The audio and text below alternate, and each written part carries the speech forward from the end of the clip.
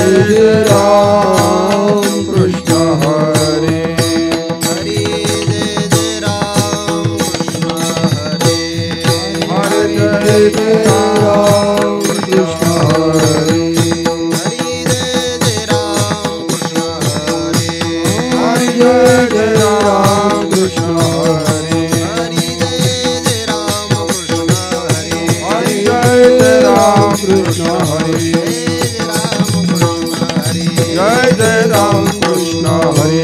जय राम कृष्ण हरे जय जय राम कृष्ण हरे जय जय राम कृष्ण हरे जय जय राम कृष्ण हरे जय जय राम कृष्ण हरे जय जय राम कृष्ण हरे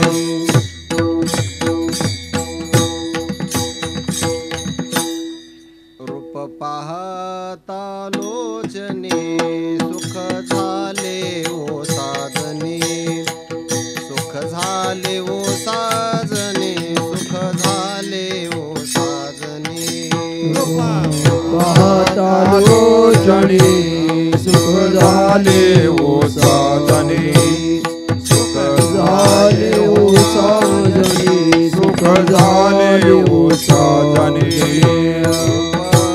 पाहता लोचने सुख झाले ओ साधने सुख झाले ओ साजने सुख झाले ओ साजने पाहता लोचने सुख झाले ओ साधने सुख झाले ओ साधने सुख झाले ओ साधने हा विठ्ठल बरवा तो हा माधव बरवा माधव बरवा तो हा माधव बरवा विठ्ठल बरवा तो हा माधव बरवा तो हा माधव बरवा तो हा माधव बरवा सुता सुकृताची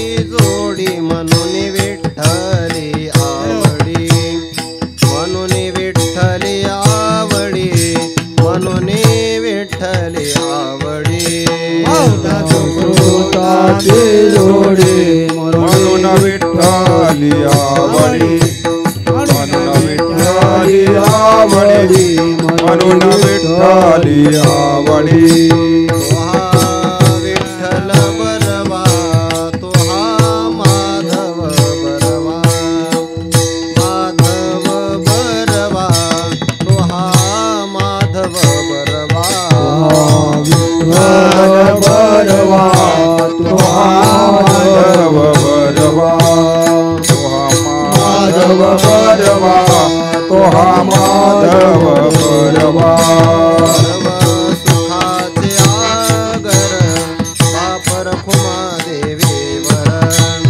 बापर खुमा देवीवर बापर खुमा देवीवर सुखाचे आगर पापर कुमारेवर पापर कुमारेवर पापर कुमारेवर सर्व सुखाचे आगर बापर खुमा देवीवर बापर खुमा देवीवर बापर खुमा देवीवर सुखाचे आगर पापर कुमारेवर पापर कुमारेवर पापर कुमारेवर विठ्ठल बरवा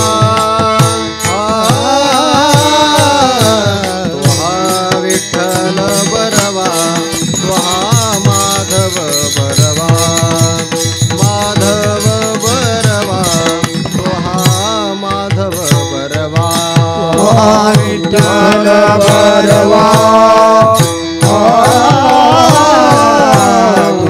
विठ्ठल बरवा माधव बरवा माधव बरवा माधव बरवा जय राम कृष्ण हरे जय राम कृष्ण हरे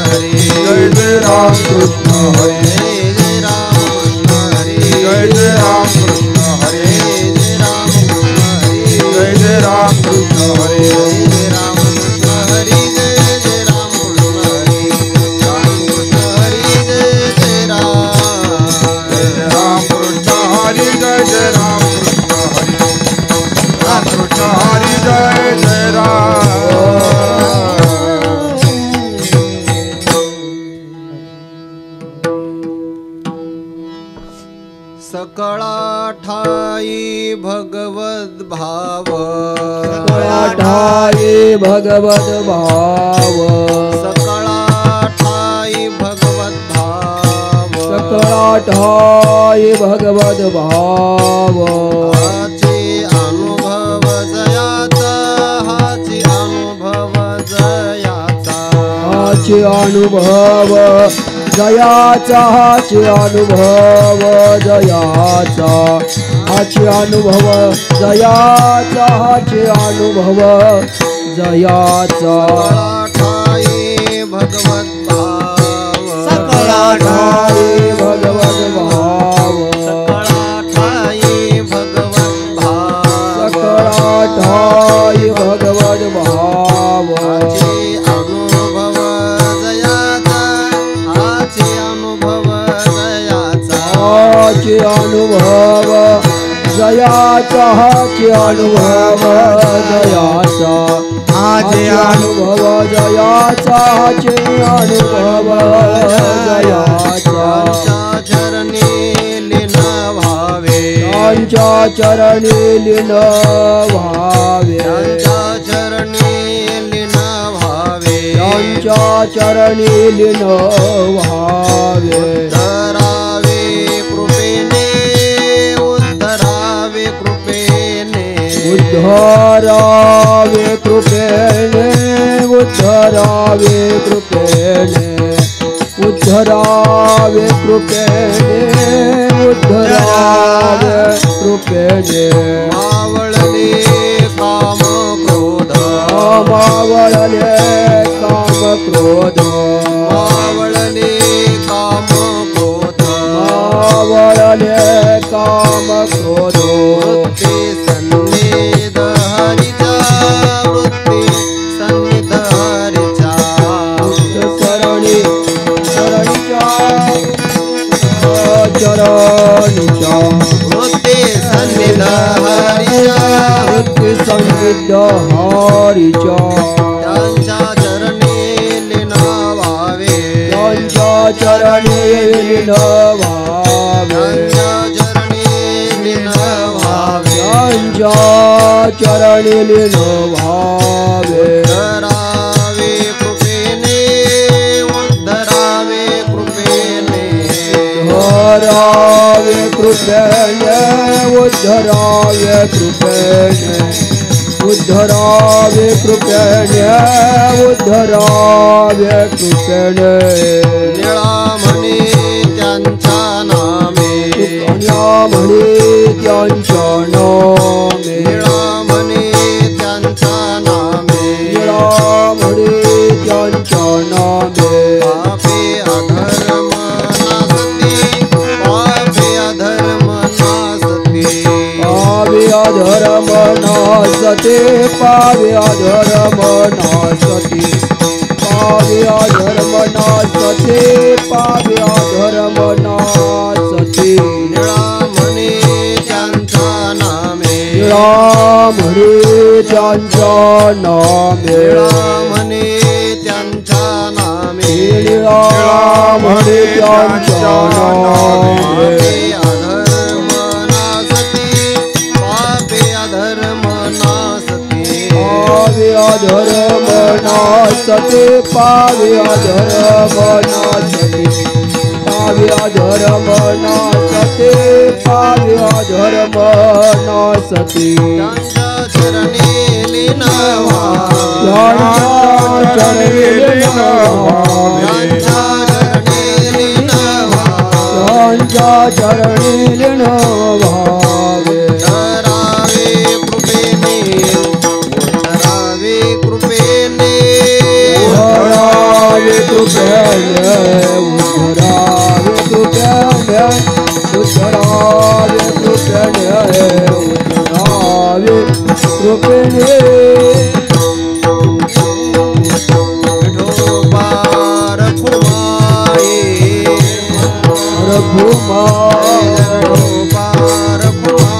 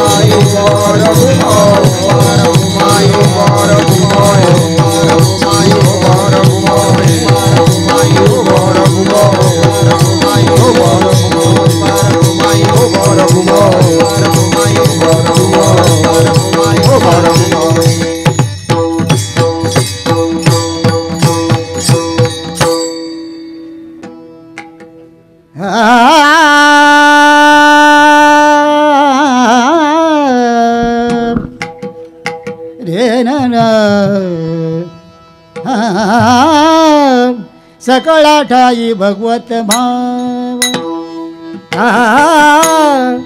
सकळा ठाई भगवत भाव सकळा ठाई भगवत भाव सकळा ठाई भगवत भाव सकळा ठाई भगवत भाव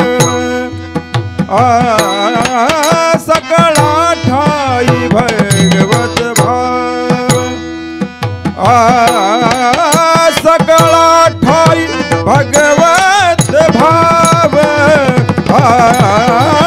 सकळा ठाई भगवत भाव सकळा ठाई भगवत भाव सकळा ठाई भगवत भाव सकळा ठाई भगवत भाव सकळा ठाई भगवत भाव सकळा ठाई भगवत भाव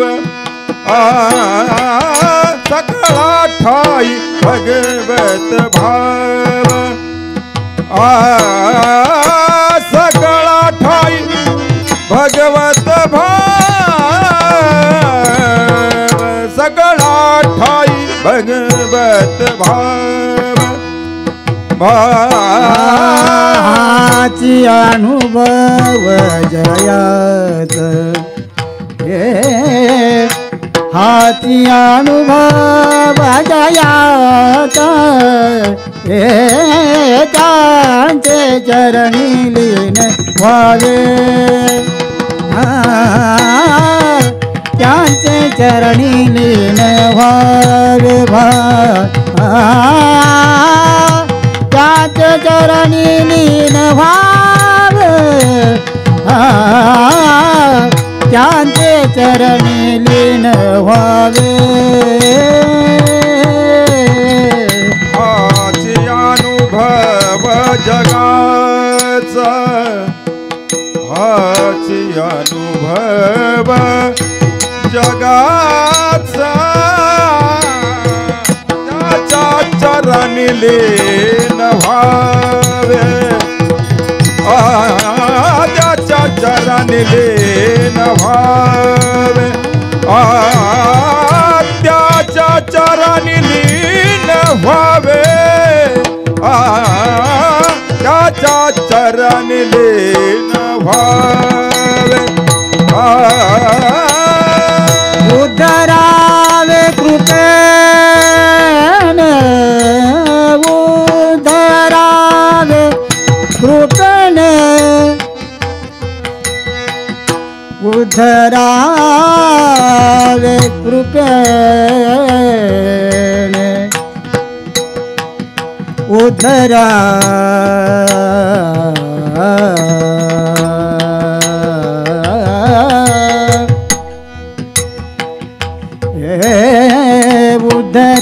उद्धरावे कृपेने उद्धरा उद्धरावे कृपेने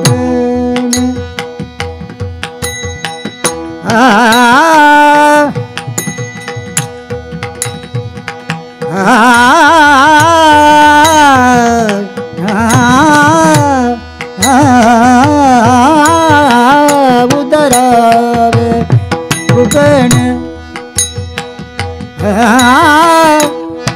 उद्धरावे कृपेने धावे उदरा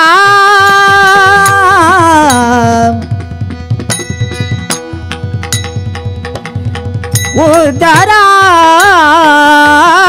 वे कृपे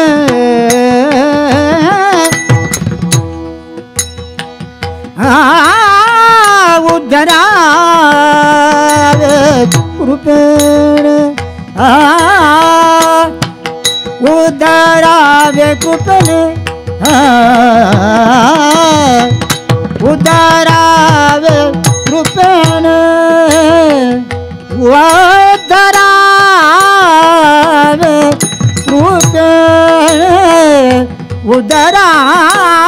उदरावे कृपेण ज्ञानच्या चरणी लीन व्हावे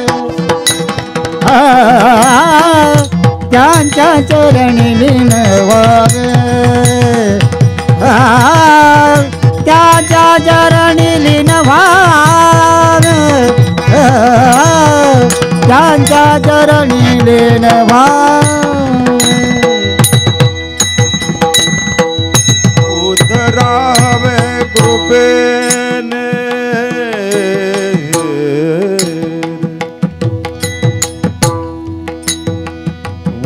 उद्धरावे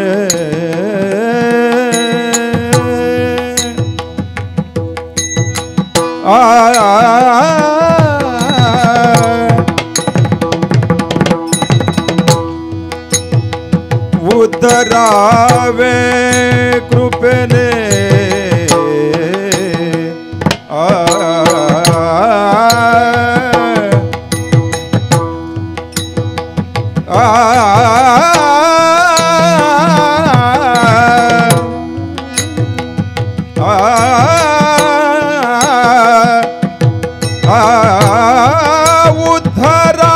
उद्धरावे कृपेने कृपेने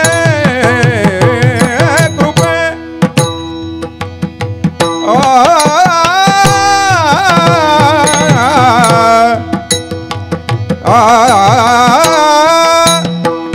उद्धरावे कृपेने उद्धरावे कृपेने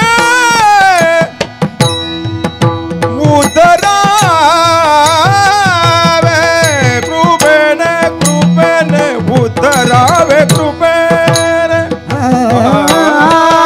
उद्धरावे कृपेने उद्धरावे कृपेने ज्ञानच्या चरणी लीन व्हावे ज्ञानच्या चरणी लीन व्हावे ज्ञानच्या चरणी लीन व्हावे त्याच्या चरणी लीन व्हावे ज्ञानच्या चरणी लीन व्हावे ज्ञानच्या चरणी लीन व्हावे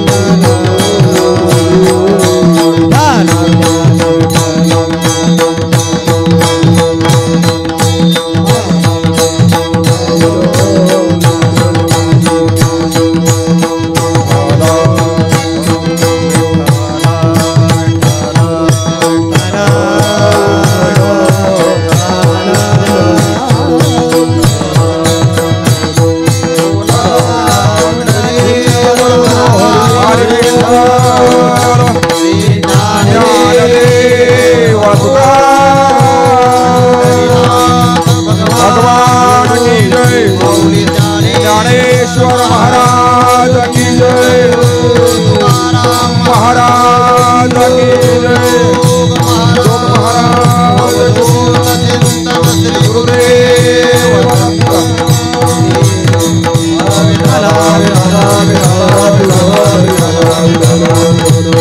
पुंडलिक वरदाई हो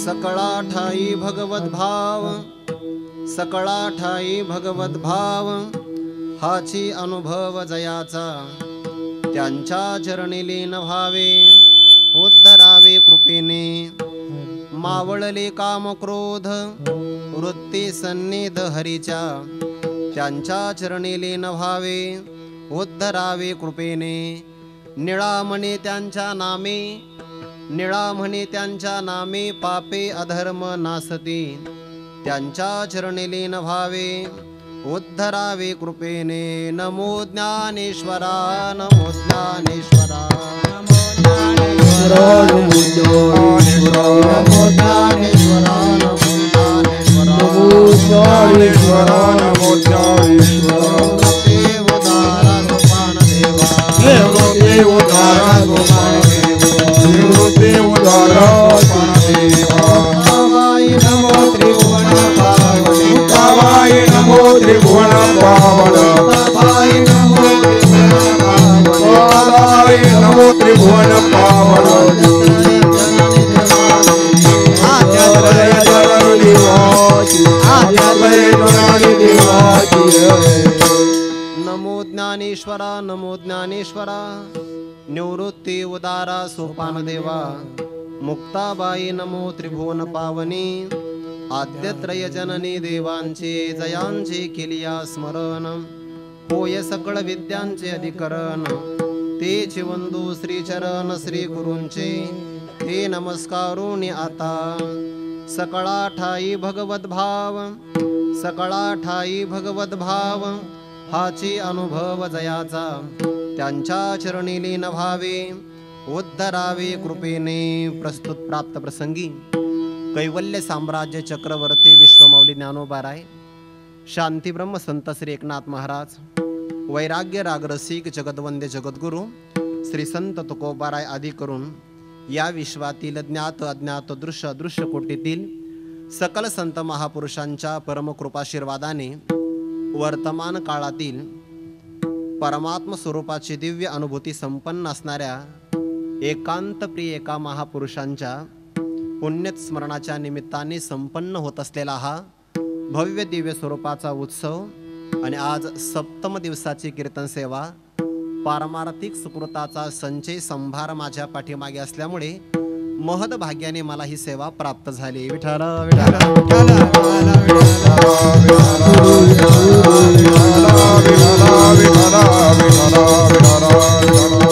या धर्म मंडपामध्ये उपस्थित आपणा सर्वांच्या अंतःकरणामध्ये विराजमान सर्व व्यापक परमात्म्याच्या सेवेकरिता म्हणून घेतलेला हा अभंग वारकरी संप्रदायामध्ये ज्यांचं प्रमाण अंतिम प्रामाण्य म्हणून ग्रहण केलं जातं, ज्यांची साधना पाहिल्यानंतर साक्षात वैकुंठपती असणारा परमात्मा त्यांच्या भेटीला आल्यानंतर जे परमात्म्याला पुन्हा माघारी पाठवतात, हा ज्यांचा स्वभाव आहे. सदैव वैकुंठगमन करणारे जगद्गुरु तुकोबाराय ज्यांच्यासाठी पुन्हा मृत्यू लोकात येतात, हा ज्यांचा प्रभाव आहे. विठ्ठल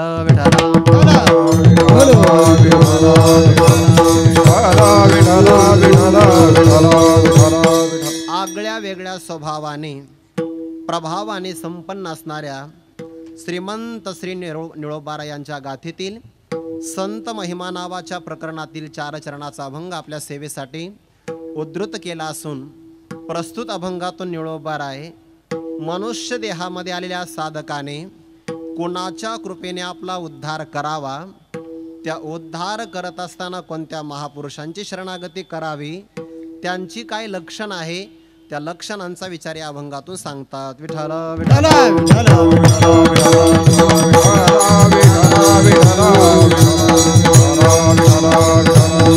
पुंडलिक वरदारी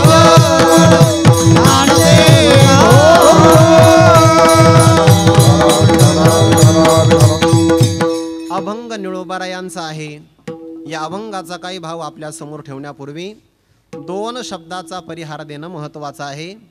ज्ञानोबा म्हणतात एखादा व्यक्ती आळशी असावा, इतका आळशी की ज्याला वळकटी टाकायला सुद्धा आळस यावा, इतका आळशी. स्वतःचं अंथरूण स्वतः टाकत नाही, काढणार कधी? विठ्ठल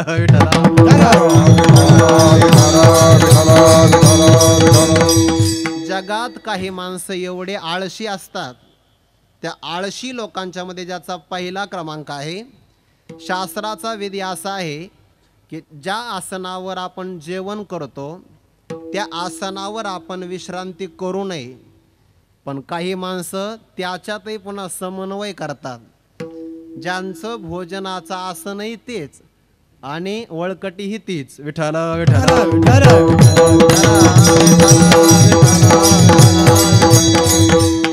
अंथरूण टाकायचं नाही, काढायचंही काम नाही.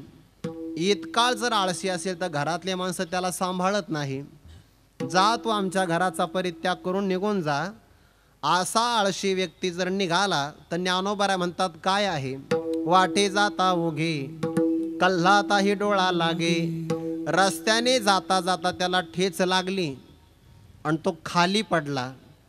मग आता बाजूला जावं असं नाही, जिथे पडला तिथे झोपला. उत्तम अधिकारी असा ज्याचा अधिकार आहे.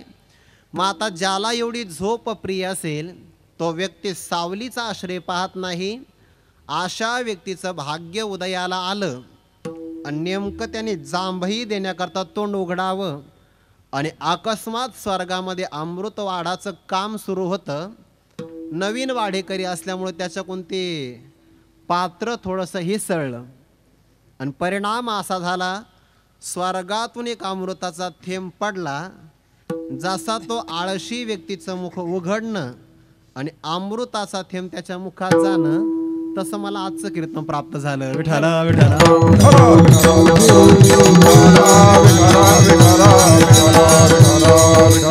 ज्ञानोबरांची आता ओवी ऐका. जांभया पसरे मुख तेथ आवचटे पडे पियूख. जांभई देण्याकरता त्याने मुख उघडावं आणि अकस्मात त्याच्या मुखारविंदामध्ये अमृताचा दैव योगाने एखादा थेंब प्राप्त व्हावा. तशी ज्यांचं आपण पुण्यस्मरण करतो आहे, महापुरुषांना ओळखण्याकरता एक परमार्थातली दृष्टी असावी लागते. सामान्य माणसं महापुरुषांना ओळखू शकत नाही. इथं थोडा मॉनिटरला आवाज पाहिजे. विठाला विठाला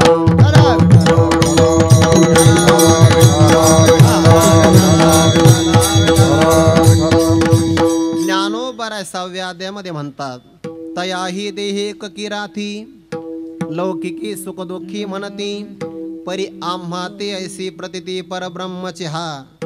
जेव्हा सामान्य माणसं महापुरुषांकडे पाहतात, लौकिक दृष्टी असल्यामुळे त्यांना ते आपल्या सारखेच वाटतात. संत किंवा देवाला जर आपण विचारलं महापुरुषांच्या बाबतीत आपला काय परिचय आहे, ते म्हणतात आम्हा ते ऐसी प्रतिती परब्रह्मची हा. ते साक्षात परब्रह्म आहे. हा देवाचा आणि संतांना पाहण्याचा दृष्टिकोन आहे. आणि आपली भूमिका सामान्यत्वे पाहिजे तरी साधारणची देखीजे. एरवी निर्धारिताने निजे सोय जयाची.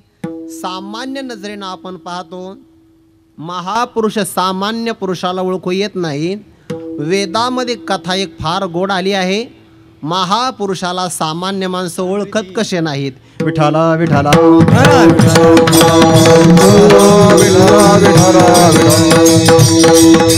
जानश्रुती नावाच्या राजाने प्राचीन काळामध्ये काही यज्ञ केले. यज्ञाच्या पुण्याचा प्रभाव असा तयार झाला की राजाच्या अंगाभोवती एक प्रकारचं ऊर्जा क्षेत्र तयार झालं. आपण देवांच्या जर प्रतिमा पाहिल्या तर देवाच्या मुखमंडलाच्या भोवती आपल्याला असं वर्तुळ दिसतंय बघा. त्याला त्यांची आभा असं म्हणतात. इंग्रजीत बहुतेक त्याला औरा म्हणतात. विठाला विठाला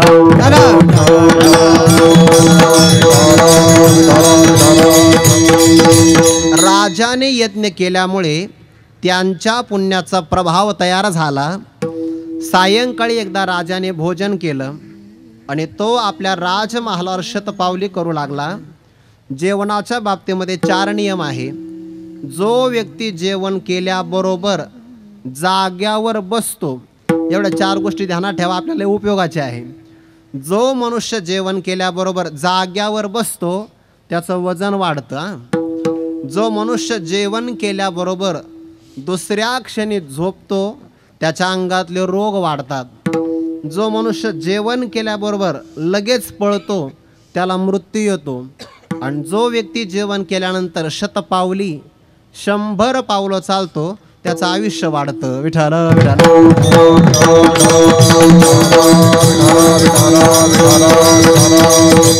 राजाचं भोजन झालं. जानश्रुती नावाचा राजा 100 पावली करू लागला आणि आकाशामध्ये 2 राजहंस उड्डाण करू लागले आकाशमार्गे. वयोवृद्ध व्यक्तीने पाहिलं की तरुण असणारा हंस आपल्यापेक्षा पुढे चालला. बहुधा तरुण माणसं वेगातच जातात. विठ्ठल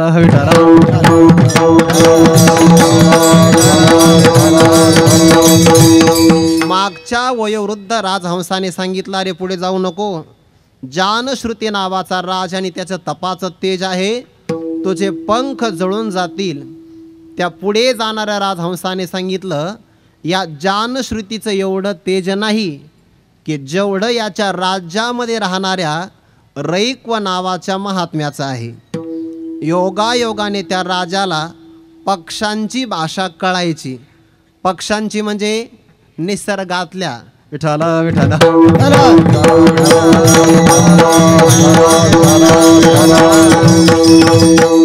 राजकीय नाही म्हणून निसर्ग शब्द वापरला. राजाने असा विचार केला, माझ्याच राज्यामध्ये एक रैक्व नावाचा महात्मा आहे आणि त्याचं तेज माझ्यापेक्षाही जास्त आहे. असं जर पक्षी सांगत असेल तर आपण महात्म्याला पाहिलं पाहिजे. दुसऱ्या दिवशी दरबार भरवला. सगळ्या सैनिकांना सांगितलं, रैक्व नावाचा कोणीतरी महात्मा आहे, त्याचा परिचय करून आपल्या दरबारामध्ये घेऊन या. दिवसभर सैनिकांनी शोध घेतला. रैक्व नावाचे महात्मे मात्र काही सापडले नाही. सायंकाळ होता होता ते सैनिक बाजार तळावर आले आणि तिथे एका गाडीच्या असणाऱ्या सावलीखाली एक मनुष्य झोपलेला होता. त्याने सैनिकांचा उतरलेला चेहरा पाहिला आणि विचारलं, मी तुमची काही मदत करू का? मोठ्या माणसापेक्षा ना कमी अधिकाराचे माणसं जास्त वजन टाकतात. सूर्य एवढा ताप देत नाही जेवढी वाळू देते. राजा तेवढा ताप देत नाही जेवढं सैनिक वजन टाकतात. विठ्ठल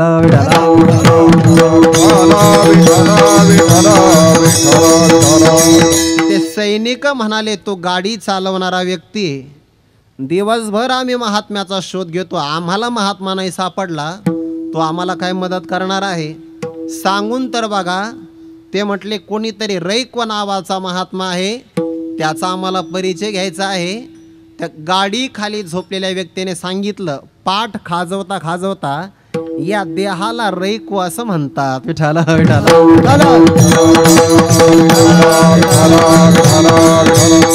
त्याही काळात त्यांनी अहंता धारण नाही केली. बरं, मी रैक्व आहे, मी पणा नाही येऊ दिला. लोक या देहाला रैक्व असं म्हणतात. मग आता राजा शरण आला. उपनिषदामध्ये कथा आहे, तो चांगल्या प्रकारचा रथ, अनेक प्रकारचे हिरे माणिक मोती घेऊन आला आणि सांगितलं, आपण दरबारात या. रैक्व नावाच्या महात्म्याने सांगितलं, राजा, आमच्याकडे अध्यात्माची श्रीमंती आहे, या श्रीमंतीने आम्हाला तू मोजू नको. दृष्टांत माझा संपला. राजाही महात्म्यासमोर नम्र आहे, सैनिक मात्र त्यांना ओळखू शकत नाही.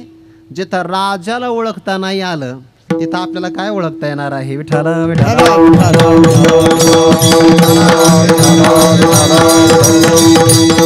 महात्मा देहामध्ये राहत असताना 4 प्रकाराने राहतात. शास्त्रामध्ये त्यांचा विचार आला आहे. कधी कधी महात्मे पिशाचवत राहतात, कधी उन्मत्तवत राहतात, जडवत राहतात, तर कधी बालवत राहतात आणि त्यांनाच बालयोगी महाराज म्हणतात. विठ्ठल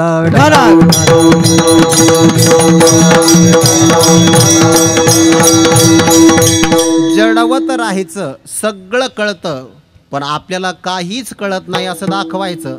चातुर्य लपवी महत्व हरवी पिसेपन मिरवी आवडोनी वाचस्पतीचे नेपाडे सर्वज्ञता तरी जोडे परी वेडीवी माझी दडे महिमे भेने सगळं कळतं फक्त वेड्याप्रमाणे राहायचं त्यांना जडवत राहणं असं म्हणतात काही पिशाच्या प्रमाणे राहतात लोक म्हणतात त्यांच्याकडे जाणं म्हणजे भूताकडे जाणं आहे म्हणून ते मुद्दाम राहतात लोकांनी आपल्याला त्रास देऊ नये कधी उन्मत्तवत राहतात नाथ विचार केलाय जो मोले मदिरा खाये तो मदिरा नंदेनाचे गाये जेने ब्रह्मानंद सेवेला आहे तो केविरा यावरला म्हणून ते कधी उन्मत्तवत राहतात आणि चौथा प्रकार आहे बालवत राहतात लहान मुलाच्या अंतकरणामध्ये जसा कोणताही विकार नसतो निरागस भावाने राहतो तसे काही महात्मे बालवत राहतात त्यांच्यामुळे त्यांच्या मनात विकारच नसतो विठाला विठाला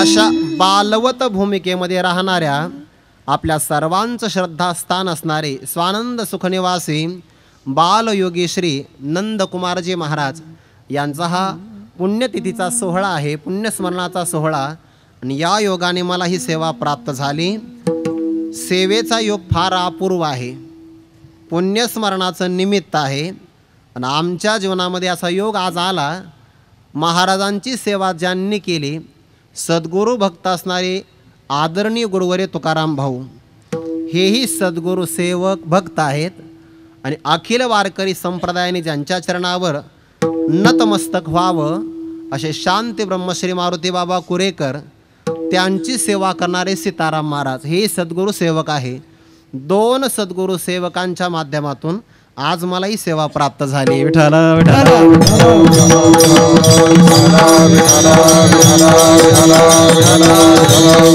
या परिवारामध्ये असणाऱ्या सर्व भाविकांच्या चरणारविंदी आळंदी क्षेत्रामध्ये असणाऱ्या ज्ञानोबाऱ्यांच्या चरणकमलाच्या मकरंदकणाचं सेवन करणाऱ्या सगळ्या साधकरूपी भ्रमरांच्याही चरणारविंदी मनोभावे अभिवादन करून अगदी तासाभरामध्ये अभंगाचा भाव आपल्या समोर ठेवण्याचा अल्पसा प्रयत्न करतो मस्तक माझा पायावरी मस्तक माझा पायावरी मस्तक माझा पायावरी मस्तक माझा पायावरी या वारकरी संतांच्या वारकरी संतांच्या वारकरी संतांच्या वारकरी संतांच्या वारकरी संतांच्या वारकरी संतांच्या मस्तक माझा पायावरी वारकरी संतांच्या वारकरी संतांच्या मस्तक माझा पायावरी वारकरी संतांच्या वारकरी संतांच्या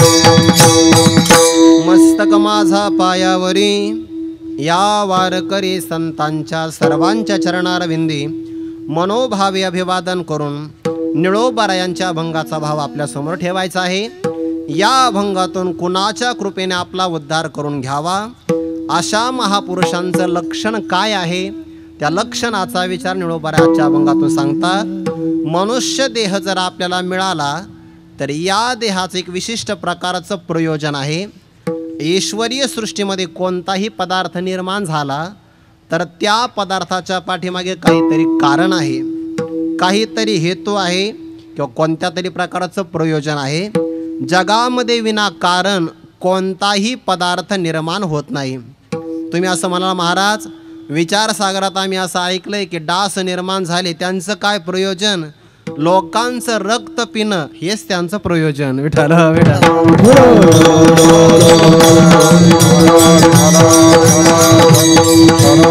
जगात एखादा पदार्थ निर्माण झाला आणि त्याला प्रयोजनच नाही असा कोणताही पदार्थ आपल्याला सापडणार नाही सगळ्या पदार्थाला काही ना काहीतरी प्रयोजन आहे देव दुर्लभ असणारा मनुष्य देह प्राप्त झाला या देहाचं प्रयोजन काय आहे देव सांगता नारायण नामे होऊ जीवन मुक्त.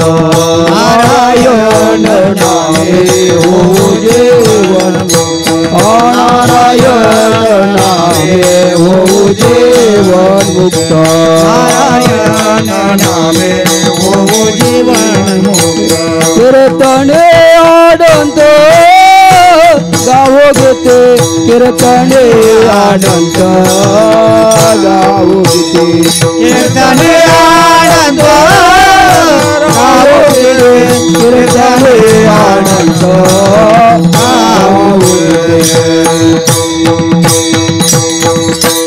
देव अपेक्षा करतात नारायण नामे होऊ जीवन मुक्त. कीर्तनी अनंत गावो गीते. आम्हाला जर नरदेह प्राप्त झाला तर या देहामध्ये आम्ही मुक्त होऊ, स्वतःचा उद्धार करून घेऊ. हे या देहाचं प्रयोजन आहे. आणि भगवान सुद्धा गीतेमध्ये सांगतात ना, उद्धरेदात्मनात्मानं नात्मानं अवसादयेत आत्मैव ह्यात्मनो बंधुरात्मैव रिपुरात्मनः. आपण आपला उद्धार करून घ्यावा, कारण आपला उद्धार फक्त आपणच करू शकतो, दुसरे कोणी करू शकत नाही. व्यवहारातलं तुम्हाला उदाहरण देतो म्हणजे लक्षात येईल. कल्पना करा आपण आजारी पडू नये तुम्ही कोणी आजारी, पण समजा पडलात. आजारी पडल्यानंतर औषध कोणाला घ्यावं लागतं? आपल्यालाच घ्यावं लागतं की नाही? नाही म्हणे मेडिकलवाला आमच्या ओळखीचा आहे, आम्ही त्याला पैसे देऊ आणि त्याला सांगू औषध तू घे, फक्त नीट मी झालो पाहिजे. विठाला विठाला.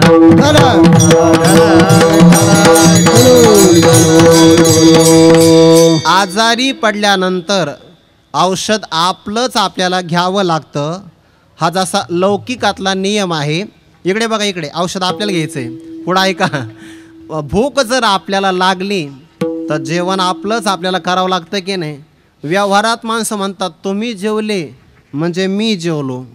असं म्हणणाऱ्या माणसाला फक्त जेवण देऊ नका, तो आपल्या माघारी जेवेल. विठाला विठाला.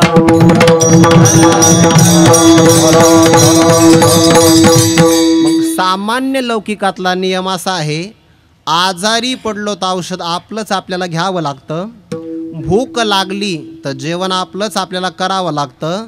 तसं उद्धार करायचा जर असेल तर तो आपलाच आपल्याला करावा लागतो. आपला उद्धार दुसरं कोणीच करू शकत नाही. आपुली आपण करा सोडवण, संसार बंधन तोडावे गे. संसार बंधन तोडावे गे. आपुली आपण करा सोडवण,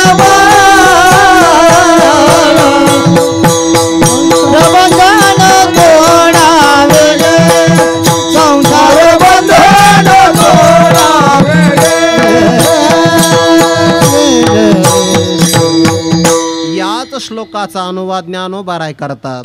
उद्धरेदात्मनात्मानं नात्मानं अवसादयेत आपुली आपण करा सोडवण, संसार बंधन तोडावे गे. आपणच आपली सुटका करू शकतो, दुसरा कोणीही आपल्याला सोडवू शकत नाही. बरं, म्हणून साधना मनुष्याने आपली आपली करावी. इतर फक्त आपल्याला मार्गदर्शन करू शकतात, चालावं मात्र आपल्यालाच लागतंय. विठाला विठाला.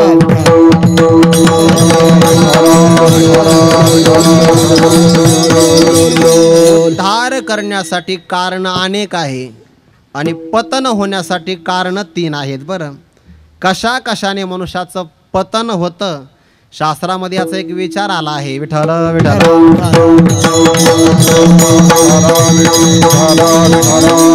विहितस्य अननुष्ठानात निषिद्धस्य च सेवनात अनिग्रहाच इंद्रियानां नरः पतनं रुच्छति. विठ्ठल विठ्ठल.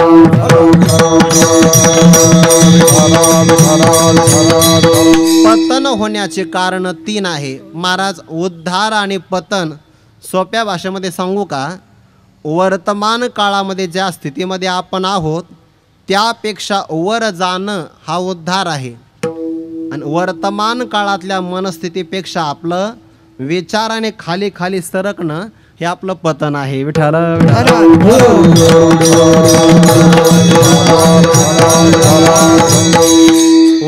गच्छन्ति सत्वस्था मध्ये तिष्ठन्ति राजसाः जघन्य गुणवृत्तिस्था अधो गच्छन्ति तामसाः.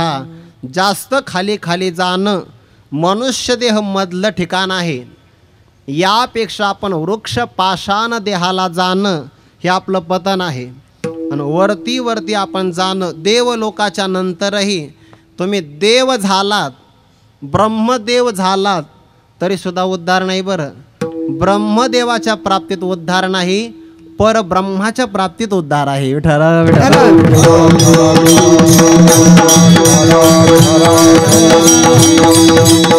ज्या मनस्थितीमध्ये आपण जगतो आहे त्यापेक्षा उत्कर्षाला प्राप्त होणं उद्धार आहे आणि अपकर्षाला जाणं हे आपलं पतन आहे. आपण आपला पतन आणि उद्धाराचा विचार केला. पतनाची कारणं 3 आहे. शास्त्राने जे विहित म्हणून सांगितलं त्याचं आपण अनुष्ठान करत नसाल तर आपलं पतन ठरलेलं आहे. शास्त्राने निषिद्ध म्हणून जे सांगितलं ते आपण सेवन किंवा भक्षण करत असाल तर आपलं पतन आहे. आणि आपलं इंद्रिय किंवा मन आपल्या ताब्यात नसेल तरी आपलं पतनच आहे. विठ्ठल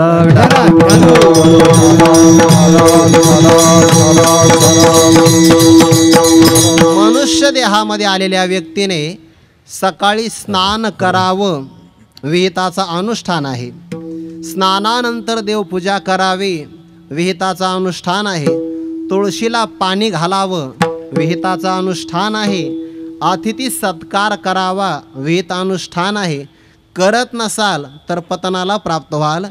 तुम्ही कितीही श्रीमंत असाल जर तुमच्या धनाचा वापर या पद्धतीनं जर झाला नाही, अग्निमुखी हवन न करील देवता पूजन, प्राप्त वेळे भोजन ब्राह्मणाचे तया मग अपावो थोर आहे. जे नेते हातीचे सकळ जाये, देखा प्राप्तही न लाहे भोग भोगू. ज्ञानोबाऱ्यांच्या 3ऱ्या अध्यायातल्या या ओव्या आहे. जर आपल्याला श्रीमंती प्राप्त झाली तर विनियोग अशा पद्धतीनं करावा, नाही केला तर प्राप्त सुद्धा भोग आपल्याला भोगता येत नाही, पतनच आहे. विहिताचं अनुष्ठान झालं पाहिजे, नाही केलं तर पतन आहे. निंदितस्यच सेवनात किंवा निषिद्धस्यच सेवनात, जे जे म्हणून शास्त्राने आपल्याला निवारण केलेलं आहे. मांसाशन करू नका, शाकाहाराच्या व्यतिरिक्त दुसरा आहार घेऊच नका, आणि जर घेत असाल तर पतन आहे. विठ्ठल विठ्ठल.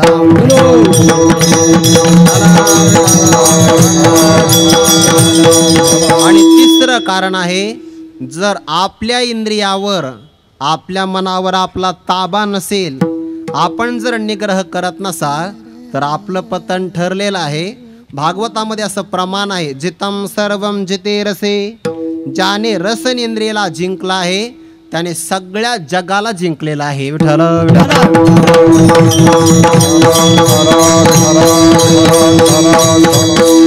पतनाची कारण 3 आहे. उद्धाराची कारण अनेक आहे. त्यापैकी एक उद्धाराचं कारण आहे देवाचं नामस्मरण. उद्धाराचं दुसरं कारण आहे संत महापुरुषांचा सहवास. आणि उद्धाराचं 3रं कारण आहे कृपा. विठ्ठल विठ्ठल.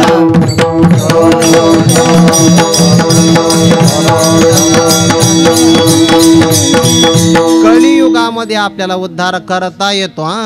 कलियुगी उद्धार हरी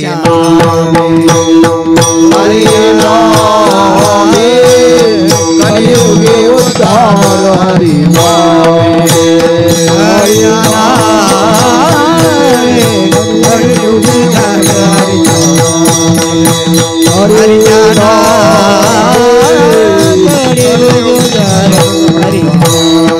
सकळाची येथे अधिकार, सकळाची येथे आहे अधिकार, सकळाची येथे अधिकार,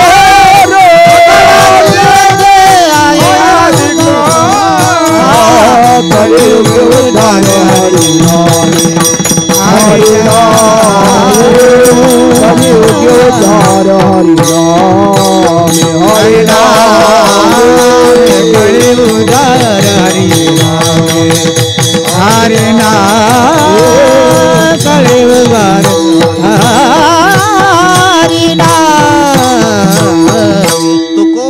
आपल्याला उत्तर देतात ना, कलियुगी उद्धार हरिनामे, हरीचं नाम स्मरण केलं तर कलियुगामध्ये आपला उद्धार होणार आहे. दुसरं उद्धाराचं कारण चांगल्या लोकांच्या संगतीत राहणं.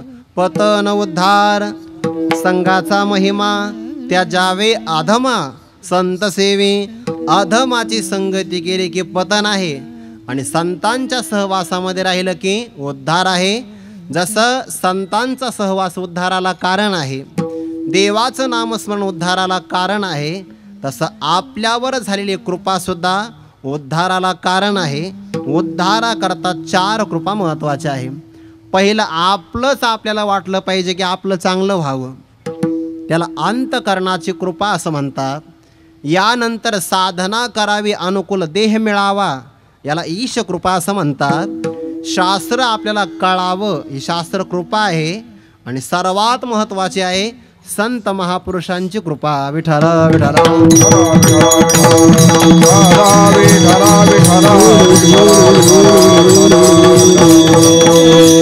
पहिल्यांदा आपला उद्धार व्हावा हे आपल्या मनालाच वाटलं पाहिजे. काय मी उद्धार पावेना, काय मी उद्धार पावेना, काय मी उद्धार पावेना, काय मी उद्धार पावेना. काय कृपा करील नारायण, काय कृपा करील नारायण, काय कृपा करील नारायण, काय कृपा करील नारायण.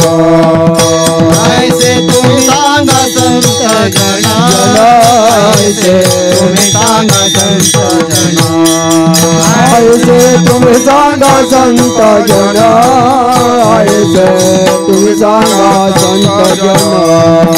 करा समाधान चित्त माझे, समाधान चित्त माझे, करा समाधान चित्त माझे, करा समाधान चित्त माझे, करा समाधान चित्त माझे, करा समाधान चित्त माझे, करा समाधान चित्त माझे, करा समाधान चित्त माझे. काय खंडाईन कर्म, काय खंडाईन कर्म, काय खंडाईन कर्म, काय खंडाईन कर्म, काय खंडाईन कर्म, काय खंडाईन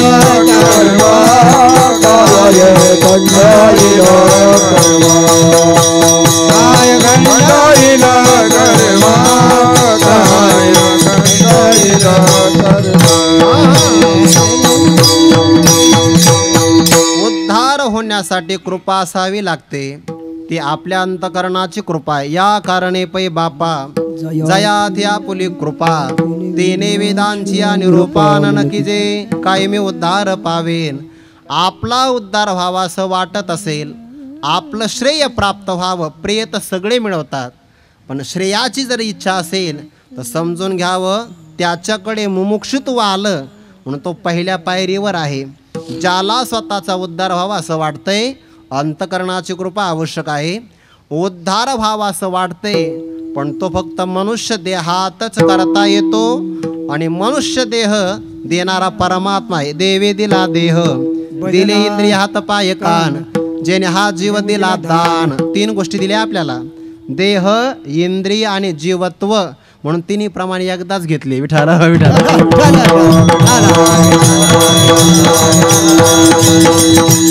आपल्याला जो देह प्राप्त झाला ना त्याची आपल्याला किंमत नसते.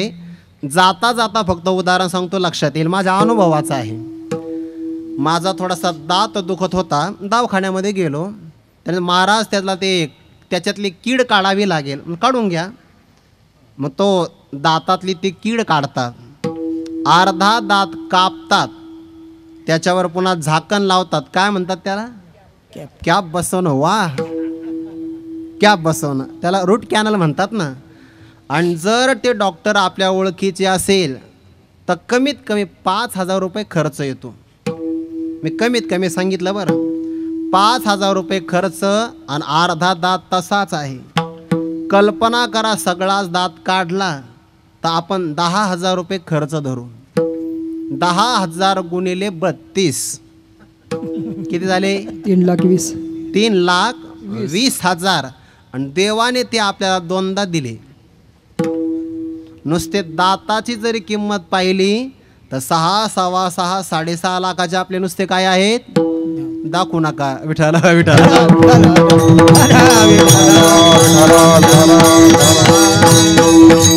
बाकीच्या अवयवाचा आपण मूल्यमापन करतच नाही. ज्याला जो अवयव प्राप्त नसतो त्याला त्या अवयवाची किंमत असते. बघा गुरुवर्य श्री मारुती बाबा सांगत असतात, अरे डोळ्याची किंमत डोळसाला काय विचारता? आंधळ्याला विचारा. त्याला असं वाटतं मला डोळे मिळाले असते, डोळे भरून या पाहिनं तुझे मुख, मी देवाला डोळे भरून पाहिलं असतं, असं कुणाला वाटतं? आंधळ्याला. आणि ज्याला डोळे आहे त्याला देवाकडे बघायला वेळ नाही का? मोबाईल समोर आहे ना. विठाला विठाला.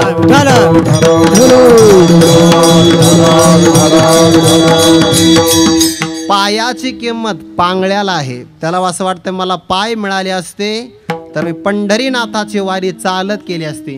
ज्ञानोबारांच्या पालखी सोहळ्यात बघा काही पांगळे असतात बघा, ते त्या बेरिंगच्या चाकावर बसून येतात पण वारीच करतात का? पायाची किंमत त्याला आहे.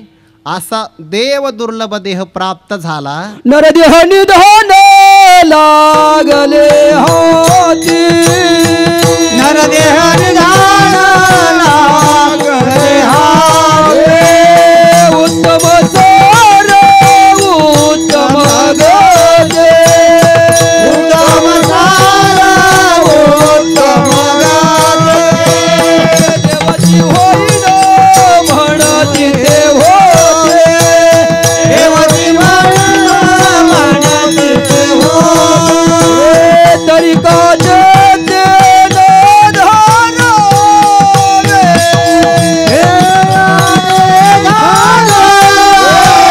तरी का जते न धारावे,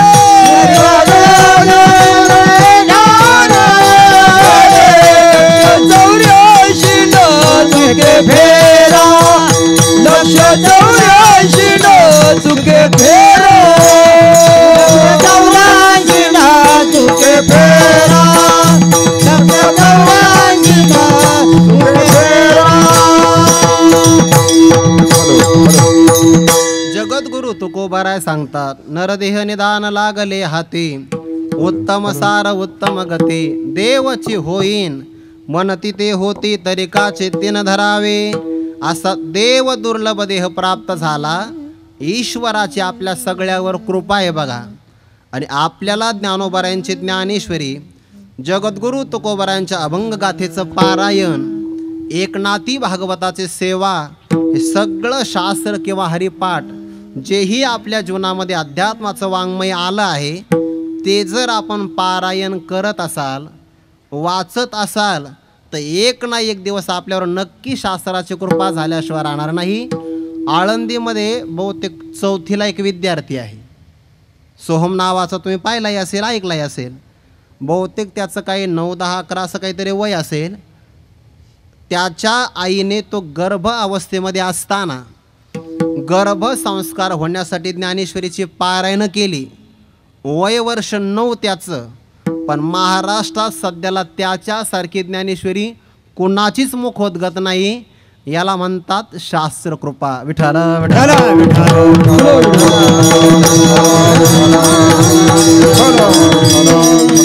वय लहान आहे, वयसीच्या गावा न येता, बाळपणीच सर्वज्ञतावरी तयाते.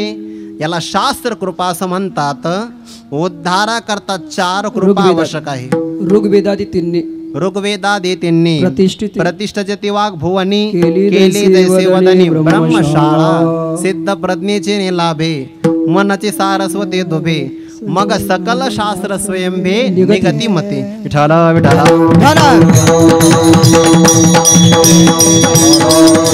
मुखातून सगळे शास्त्र स्वतः बाहेर पडतात. हे शास्त्राची आपल्यावर कृपा आहे. बरं, आपल्याला ज्ञानोबारांची फार मोठी दया आहे.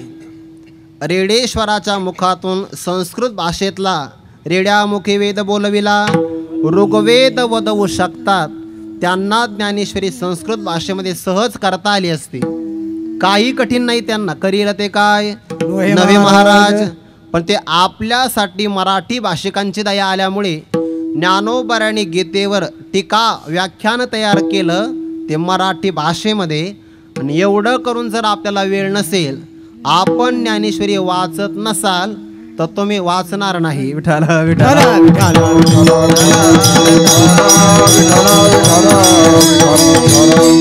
वाचणार नाही तर मग नक्कीच वाचणार नाही. शाप नाहीये, पण त्याचा अर्थ तसा आहे. याला शास्त्र कृपा असं म्हणतात.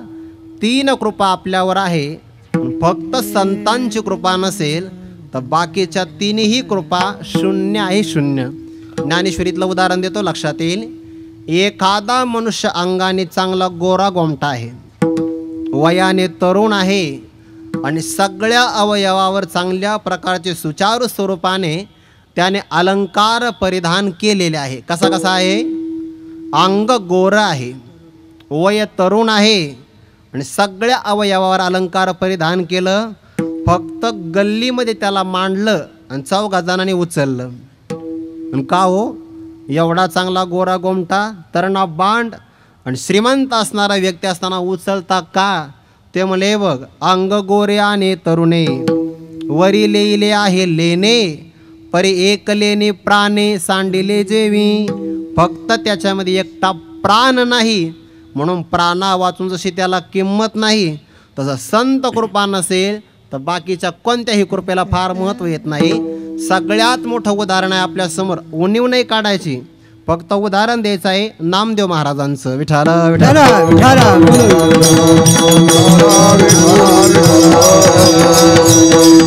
त्यांच्या कृपेशिवाय आपला उद्धार होत नाही. ज्यांच्या कृपेने आपला उद्धार झाला पाहिजे त्यांचे लक्षण काय आहे? भगवान परमात्मा गीतेमध्ये लक्षण सांगतात. ज्ञानिनस्तत्वदर्शिनः, तत्वाचं दर्शन करणारे ते ज्ञानी असावे. विशेषण वापरलं बरं. ज्यांना तत्व पाहण्याची दृष्टी आहे अशा ज्ञानी पुरुषांना आपण शरण जावं आणि त्यांच्या कृपेने उद्धार प्राप्त करून घ्यावा. दृष्टी म्हणजे पाहणं, त्यालाच ज्ञान असं म्हणतात. पाहणाऱ्याचे प्रकार 2 आहे. काही माणसं वरवर पाहतात तर काही माणसं आत पाहतात. विठ्ठल विठ्ठल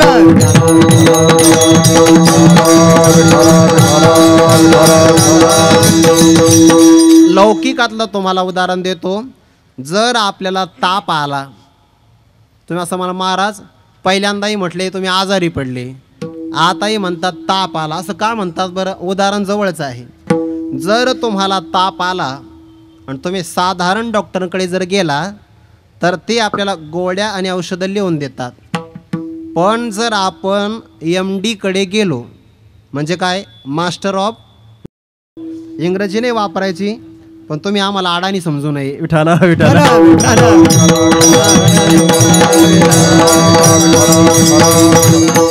आपल्याला साधारण जरी ताप आला, आपण दोघाकडे गेलो, सामान्य डॉक्टर आपल्याला गोळ्या औषधं लिहून देतात.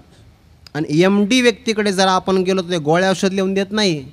पहिली आपल्याला सांगतात रक्त तपासणी करून या. अहो, साधारण ताप आणि रक्त काय तपासायचं? ते तसं नाही म्हणे. ताप कोणत्या कारणामुळे आला त्याची कारणं रक्तात सापडतात. पाहणाऱ्याच्या दृष्टीत 2 आहे. काही माणसं वर पाहतात आणि काही माणसं MD प्रमाणे आत पाहतात. आपली नजर जगभावाची आहे आणि संतांची नजर भगवत भावाची आहे. आणखी सोपं करून सांगतो, आपण जग पाहतो आणि ते जगदीश पाहतात. विठ्ठल विठ्ठल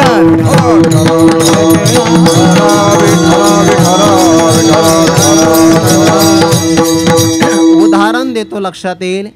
सोनाराच्या दुकानामध्ये आपण गेलो आणि एखाद्या आईने आपल्यासोबत एखादा लहान मुलगा नेला.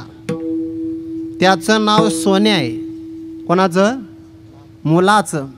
आणि त्याने सोनाराच्या दुकानामध्ये अलंकार पाहिले तर त्याची दृष्टी अलंकारावरची आहे, म्हणून त्याला अलंकारच दिसतात, त्यातलं सोनं दिसत नाही. आणि सोनाराची नजर सोन्याची असल्यामुळे त्याला अलंकार दिसत असतानाही त्यातलं सोनं दिसतं. ज्ञानोबा ज्ञानेश्वरीमध्ये सांगतात, अलंकारपणे झाकले बाळा सोने वाया गेले, तैसे नामी रूपे दुरावले अद्वैत जया. अलंकाराच्या दृष्टीमुळे बाळकाला ज्याप्रमाणे सोनं कळत नाही, तसं नामरूपात्मक जगतामुळे सामान्य पुरुषाला अद्वैत तत्व कळत नाही. म्हणून जेव्हा आपण आपल्या सामान्य नजरेनं पाहतो सगळीकडे, तेव्हा आपल्याला जगत भाव अनुभवाला येतो. आणि संत जेव्हा सगळ्या ठिकाणी पाहतात तेव्हा त्यांचा अनुभव काय आहे? सकळा ठाई भगवत भाव, सकळा ठाई भगवत भाव, सकळा ठाई भगवत भाव, सकळा ठाई भगवत भाव, सकळा ठाई भगवत भाव, सकळा ठाई भगवत भाव, ठाई भगवत भाव, सकळा ठाई भगवत भाव. हाची अनुभव जयाचा, हाची अनुभव जयाचा, त्यांच्या चरणी लिनवावे, त्यांच्या चरणी लिनवावे. आजी अनुभव जयाचा, अनुभव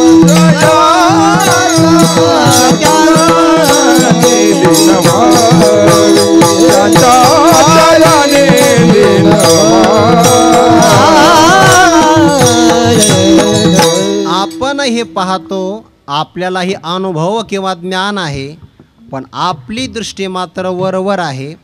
आपण जर कुंभाराच्या दुकानामध्ये गेलो, कुंभारवाड्यामध्ये, तर आपण हात लावतो मातीला आणि काय म्हणतोय? मडकं आहे मडकं. हात कशाला लावलेला असतो? मातीलाच हात लावतो आपण, पण म्हणतो काय? हा घट आहे, मडकं आहे. सोनाराच्या दुकानात जर आपण गेलो तर हात लावतो सोन्याला आणि म्हणतो काय आहे? अलंकार आहे, अलंकार. मी तुम्हाला प्रश्न विचारतो, मला उत्तर द्या बरं. हे काय आहे? हे काय आहे?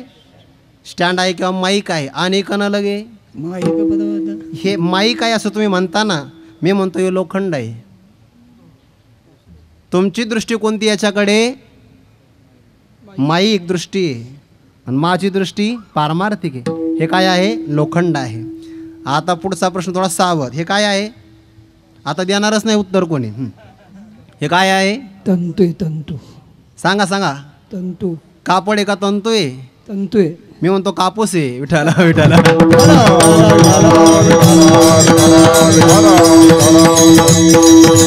आपली दृष्टी ही वरवर असते आणि संतांची नजर ही आतली असते. आपण अध्यस्थाला पाहतो, अधिष्ठानाला पाहत नाही. कार्याला पाहतो, कारणाला पाहत नाही. उपाधीला पाहतो, उपहिताला पाहत नाही. विठाला विठाला.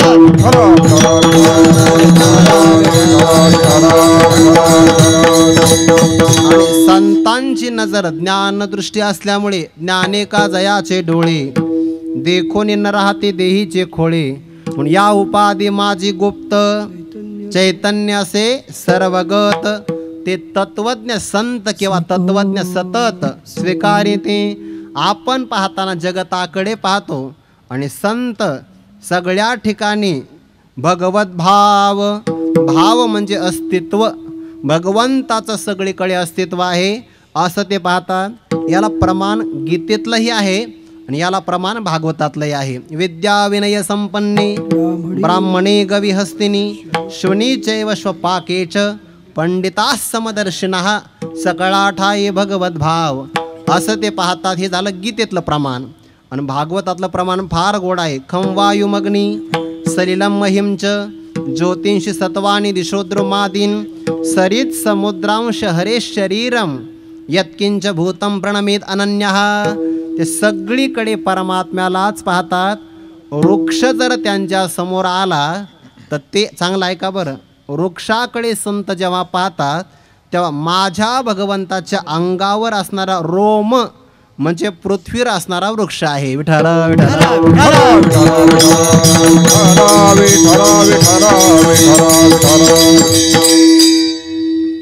परमपूजनीय गुरुनाम गुरुश्री बालयोगी महाराजांची आठवण सांगत असताना भाऊक झाले. एकदम तुकाराम भाऊ भाऊक झाले.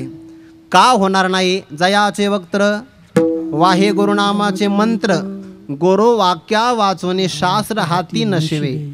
12 वर्षापर्यंत एकांत स्थानामध्ये साधना करावी आणि या आश्रमातल्या एखाद्या वृक्षाला जर पाणी वेळेवर पोचलं नाही तर स्वतः त्यांनी लंघन स्वतः करून घ्यावं.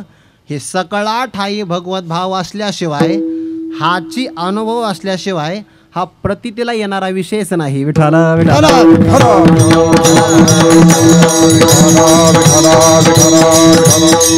आपली भारतीय संस्कृती किती उच्च आहे.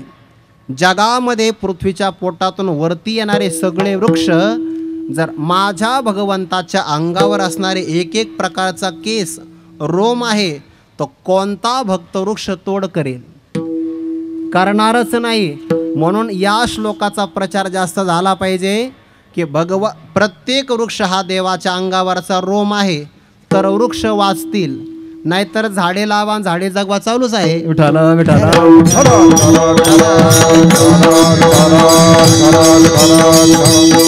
सगळ्या पदार्थामध्ये भगवत अनुभूती करत असेल तर तो त्या महात्म्यांचा सगळ्यात मोठा अनुभव आहे. आणि परमार्थामध्ये अनुभवाला ज्ञानालाच किंमत आहे. त्या ज्ञानाचे प्रकार 3 आहे. एक सात्विक ज्ञान, दुसरं राजस ज्ञान, तिसरं असणारं तामस ज्ञान. सात्विक ज्ञानामध्ये अनेकत्वामध्ये एकत्व पाहिलं जातं, सात्विक ज्ञान आहे. राजस ज्ञानामध्ये अनेकामध्ये अनेकच पाहिले जातात, ते राजस ज्ञान आहे. आणि तामस ज्ञानामध्ये एकाच पदार्थामध्ये आसक्त होऊन अल्पज्ञानामध्ये संतुष्ट होऊन तेच पूर्ण आहे असं म्हटलं जातं, ते तामस ज्ञान आहे.